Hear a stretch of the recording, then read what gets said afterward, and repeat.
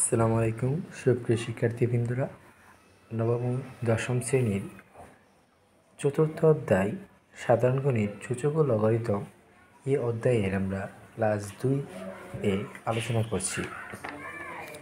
তো আমি গত ক্লাসে দেখিয়েছিলাম বেসিক কিছু সূত্র এবং একটি গাণিতিক সমস্যা আজকের মধ্যে শেখাবো।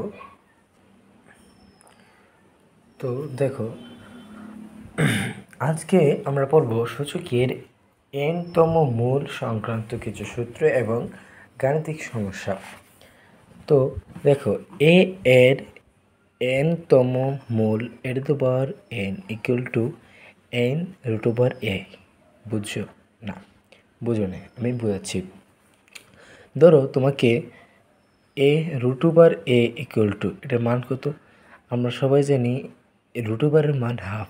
তাহলে আমরা কি বৃত্তের উপরে হাফ পাওয়ার লিখব। এখন √এর জন্য তো আমরা হাফ লিখলাম, এই যে জি যদি থাকতো তাহলে কি লিখতাম? তো দেখে নিই, এটা তো পাওয়ার √3 যদি থাকতো তাহলে আমরা লিখতাম 1/3। এই এনটা যেখানে থাকবে সেটা পাওয়ার হিসেবে 1/3 হয়ে যাবে। দেখো, এটা আমি এইভাবেই রেখেছি, এন লিখছি, এন n, আর এই √এর জন্য মনে করে নেবে পাওয়ার n। এখন তোমরা আশা করি বুঝছো। এখন আমি তোমাদেরকে আরও 4-5টা এক্সাম্পলের মাধ্যমে সহজ করে দিই। যেমন পাওয়ার 1/2 ইকুয়াল টু √a। এবার এটা যেভাবে দেখতে পারি, আবার এটা থেকে কিন্তু এটা লিখতে পারি। তোমরা দুটোটাই শিখে রাখবে, কারণ অঙ্কের সময় এই দুটোটাই কাজ লাগতে পারে সূত্র। আবার এটা ইকুয়াল টু এটা লিখতে পারি, দেখুন এই 1/2। আবার সেম এটা 6 হবে, এটা হচ্ছে 6 পাওয়ার পাওয়ার 6 a ইকুয়াল টু পাওয়ার 1/6।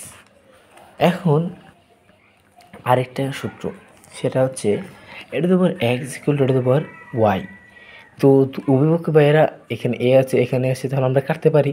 তাহলে কী হচ্ছে, পাওয়ার x ইকুয়াল টু y। আবার কী হচ্ছে দেখো, মজার ব্যাপার হচ্ছে এটা তো power x equal to power x। এক্সেস কাটা জেনে ভাই কমন যায়, তাই a ইকুয়াল টু বি লিখতে পারি। তাহলে আমরা একটা এক্সাম্পল দেখি।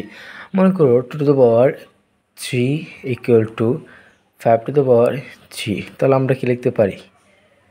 যদিও এটা এটা তো সরি, আমরা এটা সংখ্যা না, আমরা এটাকে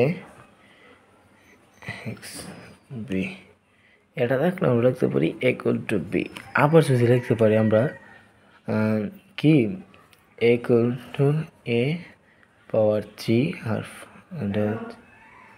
2।